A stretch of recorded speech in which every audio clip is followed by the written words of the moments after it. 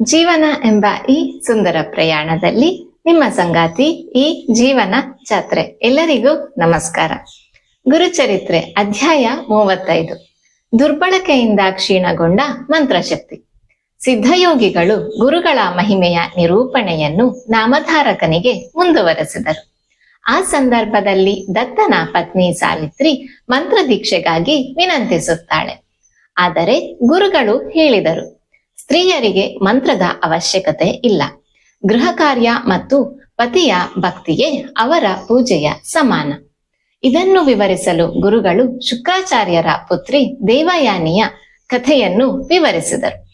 ದೇವಾಸುರ ಯುದ್ಧದ ನಂತರ ಅಸುರಗುರು ಶುಕ್ರಾಚಾರ್ಯರು ಸಂಜೀವಿನಿ ಮಂತ್ರದ ಮೂಲಕ ಮೃತ ಅಸುರರನ್ನು ಜೀವಂತಗೊಳಿಸುತ್ತಿದ್ದರು.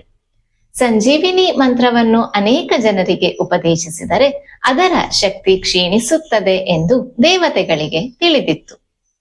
ಅದಕ್ಕಾಗಿ ದೇವತೆಗಳು ಮಂತ್ರದ ರಹಸ್ಯವನ್ನು ತಿಳಿಯುವ ಉದ್ದೇಶದಿಂದ ಬೃಹಸ್ಪತಿಯ ಪುತ್ರನಾದ ಕಚನನ್ನು ಶುಕ್ರಾಚಾರ್ಯರ ಶಿಷ್ಯನಾಗಿ ಕಳುಹಿಸಿದರು. ದೇವಯಾನಿಯು ಕಚನನ್ನು ಪ್ರೀತಿಸಿ ತಂದೆಯಿಂದ ಅವನಿಗೆ ಶಿಷ್ಯತ್ವವನ್ನು ನೀಡುವಂತೆ ಒತ್ತಾಯಿಸಿದಳು. ಇದನ್ನು ತಿಳಿದ ಅಸುರರು ಕಚನನ್ನು ಕೊಂದರು. ದೇವಯಾನಿಯ ಬೇಡಿಕೆಯಂತೆ ಶುಕ್ರರು ಸಂಜೀವಿನಿ ಮಂತ್ರದಿಂದ ಅವನನ್ನು ಜೀವಂತಗೊಳಿಸಿದರು. ಅಸುರರು ಮತ್ತೆ ಕಚನನ್ನು ಕೊಂದು ಅವನ ಅಸ್ಥಿಯನ್ನು ಪುಡಿ ಮಾಡಿ ನೀರಿನಲ್ಲಿ ಮಿಶ್ರಿಸಿ ಶುಕ್ರಾಚಾರ್ಯರಿಗೆ ಕುಡಿಸಿದರು. ಈ ವಿಷಯ ತಿಳಿದು ದೇವಯಾನಿಯ ತಂದೆಯಾದ ಶುಕ್ರಾಚಾರ್ಯರನ್ನು ಸಂಜೀವಿನಿ ಮಂತ್ರೋಪದೇಶ ನೀಡುವಂತೆ ಒತ್ತಾಯಿಸಿದಳು.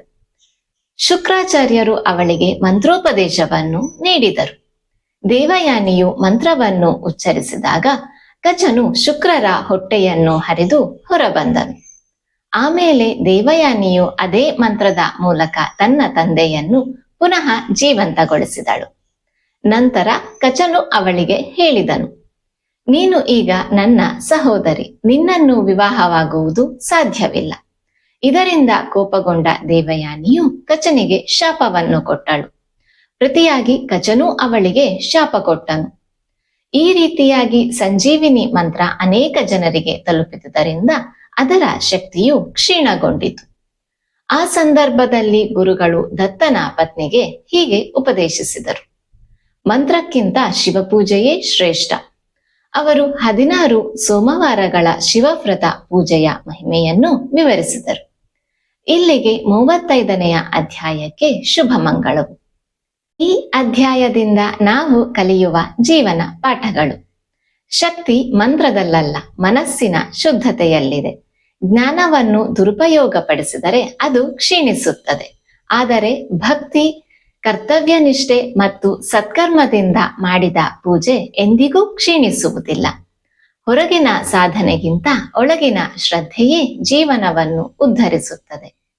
ಸರಳ ಭಕ್ತಿ, ಸತ್ಯನಿಷ್ಠೆ ಜೀವನ ಮತ್ತು ದೇವರಲ್ಲಿ ಅಚಲ ನಂಬಿಕೆ ಇವೇ ನಿಜವಾದ ಆತ್ಮಿಕ ಶಕ್ತಿಗಳಾಗಿವೆ.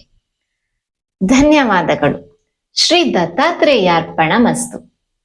ಸಬ್ಸ್ಕ್ರೈಬ್ ಮಾಡಿ. ಇದು ಕೇವಲ ಚಾನಲ್ ಅಲ್ಲ, ಇದು ನಿಮ್ಮ ಜೀವನ ಜಾತ್ರೆ.